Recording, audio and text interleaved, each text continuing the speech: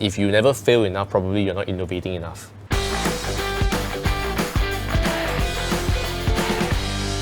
Hi everyone, welcome to GovTech Decoded. In this series, we discuss hot tech topics and how the Singapore government leverages technologies to build tech for public good. I'm GovTechie Adriana, your host for this episode. Today we're unpacking something at the heart of every tech success story, cultivating an innovative culture. I'm excited to be joined in studio by Dominic, GovTech's Chief Information Officer, Hui Hua, GovTech Director, and Jeremy, Software Engineer. Could you share a little bit more about what you do? As the Chief Information Officer of GovTech, my responsibility is to use technology to help make GovTechies more productive. But I also have 3 other separate roles in parallel. I'm also the Assistant Chief Executive for Products in GovTech, working with the various product teams to support them actually in their innovation process. At the same time, I'm also working with the Digital Academy and the Partnership and Engagement teams.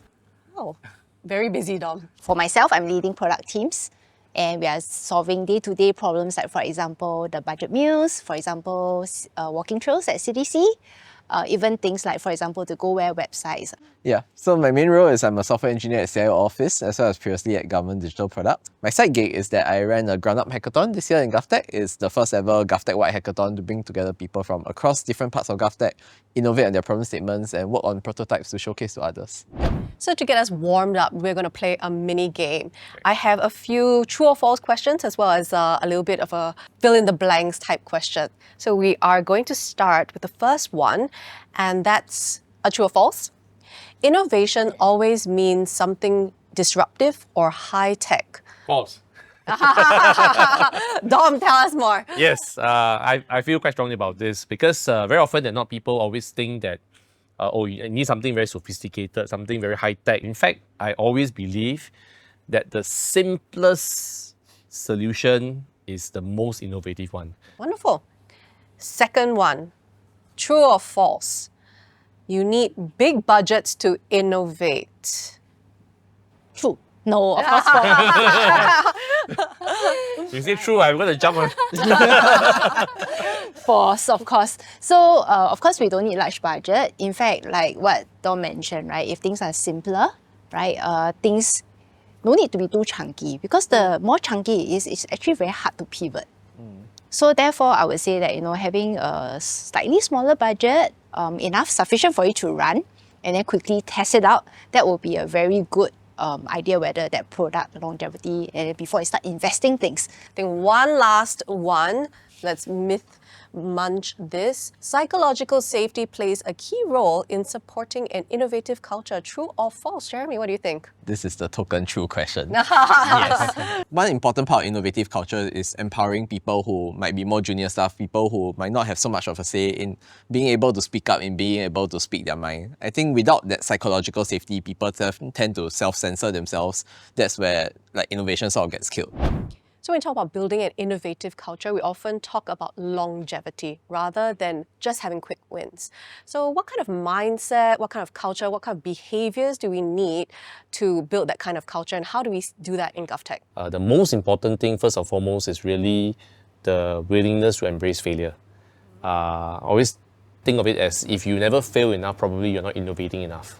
When we lead teams, sometimes teams do have interesting ideas. Instead of just saying, oh, no, because this is government, we shouldn't be doing this. We should at least let them try. And then like what Dom mentioned, we iterate a few more times. So actually the CDC walking trails we launched on the 17th of August. In fact, this actually went way back 1 year ago, specifically to get citizens out to be healthy, also explore the heritage around. So at that point in time, it was just a typical Pokemon Go kind of trails where you have a storyline and then you follow the ollies and you plot. But we iterated a few versions primarily because of the different type of trails and also because of the safety. So these are the things that we actually do a bit of dog fooding by walking along. Jeremy, what do you have for us in that zone, building curiosity? Yeah. I think what Dom and Hui Hua mentioned has been quite interesting, the idea about the ability to fail, the space to fail rather. And I think that's why, to me, organizing a hackathon, giving people the space to take time out of your regular work, to actually go out there, try something new, try something they're passionate about. You can try it might go great, it might fail, but each year I think if you keep doing this, it actually builds upon what you've learned the previous year? Well, you know, when I joined GovTech 6 years ago, one of the things that struck me a lot was this mantra that a lot of people talk about. That is actually think big, okay, start small, fail early, and scale fast. So I always believe that innovation without constraints is just pure creativity. And innovation exists in that intersect where you have limited resources and you are able to make the best out of it to solve a problem in the most innovative fashion. Very often than not, in a lot of organizations and coming from private sector, I always have the impression that in government, people are always very scared to fail. Why? Because we're answerable to all the citizens, right? And if something don't turn out well, a lot of people will be watching at us. But in the new world, especially in technology, we are actually pushing the boundaries and we're actually treading with a lot unknown. And it is not uncommon for us to actually have failures. So long as the failures are very measured, very controlled, and doesn't happen in such a big way that actually is catastrophic, right? So failing early is really important. What other success stories do you have from your end? Okay, I actually resonate quite a fair bit with what Dom mentioned about starting small. So for example, I remember when we first launched, I heard about the budget meal Go where actually we get citizens to go around looking for budget meals, because at that time we had a little bit of problem trying to get the total number of private coffee shops number up. So why not we leverage on the wider community to snap pictures on where are the budget meals, and this actually tripled up the coffee shops and budget meals that is offering this. Yeah, so that was actually one of the initiatives which we leveraged on GovTech.sg, one of our government tech stack. This is childlike curiosity, but also the never say die, keep pushing kind of mindset. Wonderful. Jeremy, I know you did GovTech's first hackathon. Did you see any of these behaviors and this childlike curiosity? Yeah, I guess even organizing the hackathon was a result of curiosity. Hackathons are new to GovTech, but I guess where we tried to be a bit different is instead of being given certain sets of problem statements, that people actually propose their own problem statements. I think each of us always has something that we are personally passionate about and something that we want to work on. And when you combine that curiosity with a platform and space for innovation for them to work on things, I think that's where you get a certain type of reaction where people really go and push themselves a step further because this is something that they personally care about. I was there. It was really energizing to be in that space. So no, I was going to say that the other thing that I liked a lot about the Build Hackathon was the fact that the team also weaved in content, weaving curriculum to train GovTechies, to expose GovTechies to new skills. So people often say that to a hammer, everything is a nail. So that now, after a few weeks has passed, people start to have more options to solve the same problem that they set out with. And I thought that was very, very powerful. So besides the success of building capabilities through the hackathon, what other success cases did you see from the actual, projects that were worked on? Yeah, so on the citizens end, we have one that recently launched called Afterlife SG. The idea is really for people to find a place to remember their loved ones. So on the public officer end, currently we do a lot of face verifications when you go to the office. But what about using your palm? Do you even use it for payments? What are the sort of technologies that can come through this palm verification technology? So we were talking about failing fast. Sometimes the failure doesn't come in the mindset, but roadblocks that are put in our way. Could you speak a little bit more about what kind of roadblocks we might see and how might we overcome that? Roadblocks there will be, right? Just as I mentioned earlier on, there will be constraints for us to deal with. But one interesting roadblock that I saw at the very initial phase was actually, in fact, the way that we were being structured and the way we were being funded. While we keep encouraging people to say that, you're encouraged to fail early, you're encouraged to try, and really it's okay to fail. But once you layer in a lot of this funding mechanism, suddenly you realize that there's a pressure to provide a set of reports. Yeah. And all these reports, we have to explain why you fail and stuff like that. And this kind of put people into a mindset where they have to do everything in their means to make sure that the project is successful. Otherwise, their resource will be cut. Otherwise, even their own manpower headcount would actually be reduced. But it was something that I felt was somewhere limiting or inhibiting our people in the back of their mind. And people must have that safe space so that they know that it's okay to call it out and there's nothing wrong, there's no shame, there's no accountability issue if you actually call it out early enough to say that, okay, I need to pivot because this is not going anywhere. So it sounds like sometimes it is the constraints that are given by the system that creates this kind of like undue pressure. Sometimes these constraints, though, I feel could be a bit like self-limiting beliefs that, you talk about it in your head and they're actually not put on you. Indeed. Do you have any kind of like examples of how that, might play out? I agree. In fact, sometimes we do notice like product teams, right? Because they really love their product. Sometimes we say that, you don't be overly obsessed with your product. And where there's a need to pivot, we should. So a lot of teams we notice like, wow, they worried, right? Cannot fail, this is my baby, right? I must look after it. Sometimes I feel that when I'm advising different product teams, right, it's always a challenge to differentiate between perseverance to solve the problem and sensibility to know when to try it differently, right? Sometimes you argue to say that, you're not trying hard enough. But on the other hand, actually, are you really just being too stubborn and you are just hitting the wall all the time and not refusing to admit it? Hammering the nail. Hammering the nail all the time, very blindly. So I think what is really important is that we have to be more focused on the problem that we're trying to solve rather than the solution or the product itself. Truth be told, anybody who works on a product long enough, they should and they must feel passionate about it.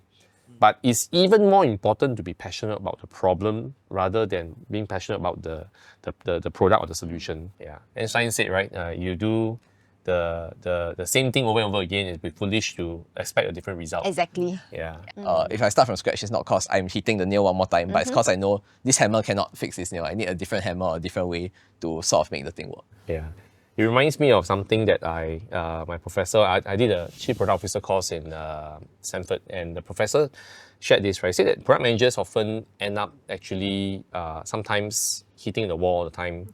And when you realize that you're not going anywhere, he introduced this framework called IRR, or basically interrupt, right? You need to interrupt whatever you're currently doing, stop, keep pushing it.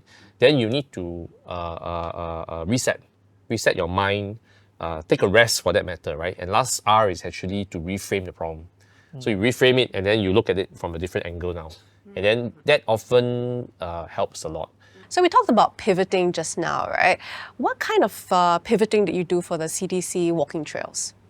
Okay, so for the walking trails at CDC, what we did was we had a long beta testing. In fact, the very first version that we had was very different from what you are having today. We went through 3 rounds of beta testings, up to about 1/1,000 testers involved in this as we co-create. So I must say that in our iterations, there are many considerations. For example, we realized that, the more senior persona tends to like things to be a bit simpler or fuss-free, while the younger generation, like Jeremy, would want things to be a bit more complicated, right? Challenging, if I would say so.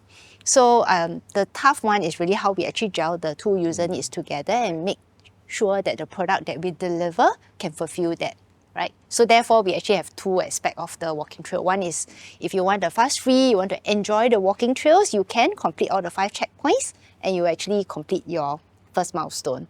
Alternatively, if let's say like Jeremy, you wanted to walk and also multitask at the same time by catching Ollie, you could. And that will also entitle you for another $5 of CDC. One of the interesting things that government products always have is like what you described, where we don't get to choose our customer. We always have to be inclusive, right? We have to cover everybody across the whole spectrum. And that sometimes makes the product extremely complicated. And how do you strike that fine balance in between? Okay, so it's a web app, not a standalone app. What was the thinking behind that decision? But again, same thing, but on the inclusivity portion, we wanted everybody to also have the chance to enjoy the walking trail. So we do notice some users having not smartphones, right? So in order for them to use it, it will be harder. And in addition, there will be a need to download the app. So we're talking a lot about challenges. Are these challenges really unique to GovTech or the public sector? Or do you see these things also in the private sector as well? With the public sector, there is somewhat relatively lesser amount of tolerance for failure. Right. Probably because we are dealing with public stuff, right? And then there's a lot of very high level of accountability. And as a very junior staff, I know it's your first job, but did anything surprise you coming into the public sector, or anything, pleasantly or not pleasantly surprise you? I think there are always a lot of preconceptions about public sector or not. I think part of our job as people in the service is to figure out how can we cut through these things, how can we still make sure that we are doing things the right way with the right considerations, but also pushing back against things that might not make so much sense. So Jeremy brought a very interesting point, right? I always get that question as well, especially in the early days when I first joined the public service from the private sector. If you think of GovTech as an organization, 4,000 strong, trying to coordinate these people to work together, that's one thing. But the reality is that we are not working for just GovTech. We are actually the tech arm of the whole government, 150,000 people strong. Right. So you think of an organization at that large, right? Perhaps government is the single largest employer of Singapore. Then sometimes certain level of coordination work becomes a necessity. And then people may perceive it as, as such, we're actually very bureaucratic. But I guess it's always also the framing of how you think about the problem. I like to end on sort of a forward-looking kind of note. What do you see the future holding for the public service in terms of innovation for GovTech as well? For me, I think the innovation cycle is going to be more and more compressed moving forward. With the introduction of AI, we are able to do things a lot faster. A lot of things actually get automated. At the same time, it's going to empower a lot of business users to be able to innovate and iterate on their own.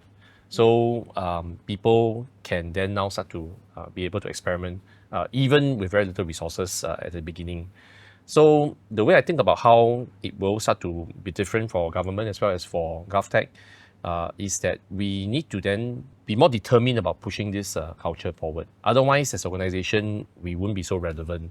I can say that, all the Singaporeans, right, or citizens are actually our users. So I would say there are a lot of opportunities for us to exploit. I think that's the part that as public officers have to challenge ourselves. Personally, for me in GovTech, I think one of the things about innovation is really whether or not we can empower GovTechies to solve problems on their own. We are citizens first, public officers second, as well as GovTechies. And so to not just see a problem in Singapore and be like, oh yeah, sian, this is a problem, but really like, how do we come up with something to fix it? I think those are the things that really makes it powerful to be in GovTech and also as a public officer. But I think as a non-techie GovTechie, what you were talking about AI giving you just a wider tool set, so I don't have a hammer, I have more at my disposal now, right? As well as this idea that I'm under certain constraints, etc. I think this really, to me, what has illuminated is that I can be practicing this mindset so much more in my own day-to-day, right? And sadly, we've come to the end of today's episode. If you're interested to find out more about anything that we've discussed, head on over to go.gov.sg/GovTechDecoded. If you enjoyed this episode, please go ahead and share this with your friends and family on social media. You can also connect with our speakers on their LinkedIn pages and follow GovTech on our social media platforms at go.gov.sg/connectwithgovtech. We'll leave all those links in the description. I'm Adriana, and I'll catch you at the next GovTech Decoded. Bye!